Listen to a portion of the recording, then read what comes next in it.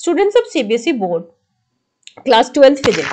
बच्चों आज मैं देख रही हूँ, मैंने एक वीडियो बनाई थी फिजिक्स के लिए। अब मैं देख रही हूँ कि फिजिक्स का पेपर जो टफ आया है, बहुत सारे बच्चे, एक भी बच्चे ने ऐसा मैसेज नहीं डाला है जिससे लगे कि हाँ बच्चा कॉन्फिडेंट हो कि 70 आउट ऑफ 70 वो लेके आ जाएगा। स्टूडेंट्स जो है वो बता रहे paper was very tough and very tricky, और एक्चुअली क्वेश्चन पेपर बहुत टफ था। सेट 3 वॉज वेरी डिफिकल्ट, लेकिन ऐसा बिल्कुल नहीं था कि सेट 1 और 2 इजी था, वो भी डिफिकल्ट थे। मॉडरेट टू चैलेंजिंग, मतलब मॉडरेट टू डिफिकल्ट की ओर था। Physics as a subject in science also is found to be the most difficult one for students. In general also ज्यादातर बच्चों के लिए केमिस्ट्री उतना डिफिकल्ट नहीं होता, मैथ्स भी वो कर जाते हैं, बायोलॉजी भी कर जाते हैं। फिजिक्स में बच्चों को ऐसे भी दिक्कत होती है, इतने बड़े बड़े डेरिवेशंस होते हैं, बच्चे वहीं पर जो है वो गिव अप कर जाते हैं। अब बोर्ड ने इतना डिफिकल्ट सेट बनाया है तो that is taking a heavy toll on students. Teachers ने भी, जितने स्टूडेंट्स हैं, कहीं पे कोई बच्चा ये नहीं कह रहा क्वेश्चन वाज इजी। एनसीईआरटी से कई सारे एसेशन रीजनिंग के सेंटेंसेस भी मैच नहीं करते। अब बच्चे बेचारे क्या करेंगे, बच्चे बहुत परेशान है। मैंने बहुत सारे कमेंट्स में से कुछ कमेंट्स यहाँ पर आपको दिखा रही हूँ कि बच्चों के हैं कि मैम 10 मार्क्स का छोड़ दी हूँ। बेटा सिर्फ अगर आपने 10 मार्क्स का छोड़ा तो आप टेंशन मत लो, फिर तो आपको अच्छे मार्क्स आएंगे, है ना। Third was tough, yes third was tough. Justice for set 2 also, बेटा सेट 1 एंड 2 मैं आपको बता रही हूँ, 1 and 2 was also very difficult. Set 2 was the most difficult one, but that doesn't mean कि 1 और 2 वाले इजी थे, उनको भी बड़ी दिक्कत हो रही है। पेपर बहुत डिफिकल्ट था, बच्चे पास होने के लिए रो रहे हैं। Set 1 was also very hard, बच्चों का यही कहना है। देखो सेट 1 वाले बच्चे भी बड़े परेशान है, मच डिफिकल्ट। सेट 2 और 3 भी डिफिकल्ट थे। आप देख लो सारे बच्चों के ऐसे ही कमेंट्स है, वेरी हार्ड। फिजिक्स में 10 से 13 मार्क्स का सही हुआ है, will I pass, yes set 3 is the hardest one. ऐसे बहुत सारे मैसेजेस हैं।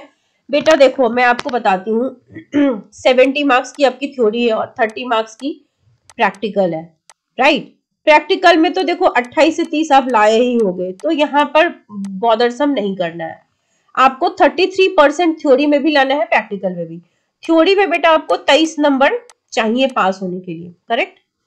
तो 23 नंबर चाहने के लिए अगर आप अपनी राइटअप से 16-17 लेके आ पाते हो, ठीक है, मतलब 16-17 मार्क्स अगर आपने सही बनाया है, उसके बाद आपने कुछ क्वेश्चंस में स्टेप मार्किंग कर दी है, लिख दिए हैं, अटेम्प्ट्स ले लिए हैं, तो टीचर आपको इतने नंबर 16-17 से 23 तक पहुंचा देगा, ठीक है, मिनिमम। लेकिन उसके लिए नीड है कि आपने अटेम्प्ट लिए हो, ठीक है। अटेम्प्ट लेना इसलिए बहुत जरूरी होता है। अगर अटेम्प्ट थोड़ा भी रेलेवेंट होगा तो teacher will definitely give you marks, ठीक है। तो कम से कम 16-17 मार्क्स का सही होना चाहिए, इतना भरोसा आपको कि ये क्लियर, इतना आपका सही है। इसके अलावा अगर आपने पूरे सेट में स्टेप्स लिखे हैं, बहुत सारे क्वेश्चन के अटेम्प्ट लिए, तो आप पास से भी ज्यादा ला सकते हो। और ये आपको तब दिखेगा जब आपका रिजल्ट आएगा। एवरी ईयर ऐसा होता है, एग्जाम का कोई ना कोई पेपर डिफिकल्ट आता है, बच्चे ऐसे परेशान होते हैं, बट जब रिजल्ट आता है तो मैक्सिमम वही बच्चे ये भी बताते हैं कि हाँ मैम मुझे सचमुच ग्रेस मिला है या फिर लीनियंट चेकिंग हुई है, क्योंकि I was not expecting 23 marks. और मैं आपको कुछ वीडियोस में वो रिजल्ट्स भी दिखाऊंगी जहां पे डॉट 23 मार्क्स बच्चों को दिए जाते हैं। तो स्टेप मार्किंग होती है, अटेम्प्ट के नंबर भी दिए जाते हैं, but you have to take attempts, right.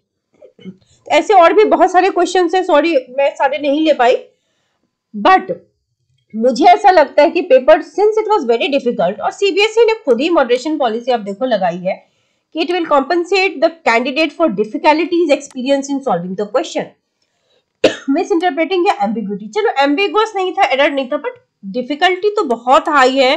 किसी एक बच्चे का नहीं कहना है, मुझे लगता है इंडिया के हर सेंटर के बच्चे का कहना है ये। Compensate the vagaries and uniformities. वैसे भी सेट 3 बेटा sorry to say but it was the most difficult one. Set 1 और 2 के बच्चे दुखी हो जाएंगे कि हमारा सेट डिफिकल्ट नहीं था, आपका भी बहुत डिफिकल्ट था। 3 जो था उसमें विनर है कि 3 वाले जो है वो सबसे डिफिकल्ट क्वेश्चन को फेस करके आए हैं। क्वेश्चन सेटर को भी ऐसे क्वेश्चंस नहीं सेट करने चाहिए कि बच्चों की हालत खराब हो। कम से कम 40-50% क्वेश्चन ऐसे होने चाहिए कि हर बच्चा सॉल्व करे। उसके बाद आप ब्रेन टेस्ट लो। सीबीएसई ने खुद कहा बेटा कि it will bring parity on account of element of subjectivity in the evaluation process. So this is set by CBSE. Level up means achievement in the set wise performance. यानी कि अगर कोई set difficult है और कोई set easy है तो disparity हो गई ना, तो CBSE will try to make the parity और बच्चों के मार्क्स को अपलिफ्ट किया जाएगा। सो ये जो है वो मॉडरेशन पॉलिसी सीबीएसई के वेबसाइट पे लगी हुई है। मैं चाहती हूँ कि सीबीएसई कम से कम फिजिक्स में आप सबके लिए मॉडरेशन पॉलिसी जरूर लगा दे, ताकि मैक्सिमम बच्चे पास हो सके। पास होना is very important.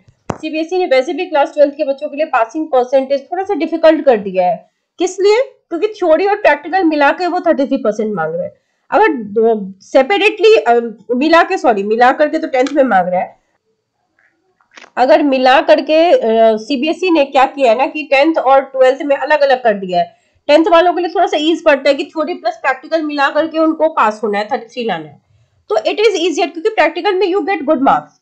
But 12th वालों का सिलेबस भी यूज है, क्वेश्चन भी डिफिकल्ट है, और उन बेचारों को थ्योरी में अलग से 33% लाना होता है। That is the most painful thing. CBSE को ये इंप्लीमेंट करना चाहिए कि 10th की तरह 12th में भी थ्योरी प्लस प्रैक्टिकल मिला के पास करें। जब आप ये कहते हैं मीडिया में, आपकी सनीम भारद्वाज साहब का ये कहना था कि हम बच्चों को पास कराना चाहते हैं, हम नहीं चाहते कि कोई भी बच्चा फेल हो, तो ये क्राइटेरिया हटा सकते हैं। अगर ये 10th में है, और बहुत सारे बोर्ड्स में ऐसा है कि थ्योरी प्लस प्रैक्टिकल मिला के ही पास होता है, सीबीएसई ने देखते हुए कि बच्चे ज्यादा से ज्यादा कंपार्टमेंट लाते हैं 12th में, फिर भी ये क्राइटेरिया को रखा हुआ है। It should be amended and I request CBSE की मॉडरेशन पॉलिसी जरूर लगे।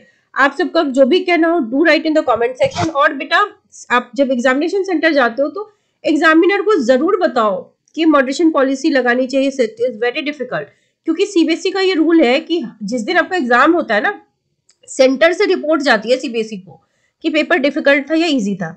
तो अगर आप सबने बोला है इन एवरी सेंटर, तो it will definitely go to CBSE और फिर मॉडरेशन पॉलिसी लगेगी। सो इतना घबराइए नहीं, हैव पेशेंस और अगले एग्जाम की तैयारी करो। अब यहाँ जो हो गया फिजिक्स में हो गया है ना, हम देखते हैं क्या होता है। मॉडरेशन लगती है तो बढ़िया है, नहीं लगेगी तो भी कुछ चीजें हमारे हाथ में है, जैसे स्टेप मार्किंग है, अटेम्प्ट लिए हैं। Lastly grace marks is also there, 5% grace marks भी देते हैं टीचर। तो इन सब को लगा करके बहुत से बच्चों को पुल ऑफ तो जरूर किया जाएगा। तो टेंशन मत लो, और छोटी छोटी चीजों को अब याद करने की जरूरत नहीं, भूल जाओ फिजिक्स को। अब अगले सब्जेक्ट मैथ्स की तैयारी कर लो, या जिन बच्चों को बायोलॉजी है उनकी तैयारी में, अब whatever be the next subject उसकी तैयारी में लग जाइए। इस पे अब सोचने से, परेशान होने से कोई फायदा नहीं है। Let us wait and expect कि सीबीएसई बीइंग द मोस्ट, मतलब कि सबसे बड़ा बोर्ड है, बहुत से बच्चे हैं यहाँ पढ़ते हुए, मोस्ट ऑथेंटिक बोर्ड है। हर बोर्ड को चाहिए होता है कि उसका रिजल्ट आउटकम सबसे अच्छा हो। तो उस हिसाब से सीबीएसई को यहाँ मॉडरेशन पॉलिसी, जो कि हम स्पेशली नहीं कह रहे लगाने, सीबीएसई ने खुद ही कहा है कि मॉडरेशन पॉलिसी उनके पास है, तो this is the time they should avail it, और बच्चों का नुकसान नहीं होना चाहिए। सो मेरी सिंसियर रिक्वेस्ट है सीबीएसई से, अगर मेरी आवाज पहुंच पाए सीबीएसई तक, तो कि प्लीज बच्चों को मॉडरेशन पॉलिसी फिजिक्स में दे दीजिए। I wish you all the very best.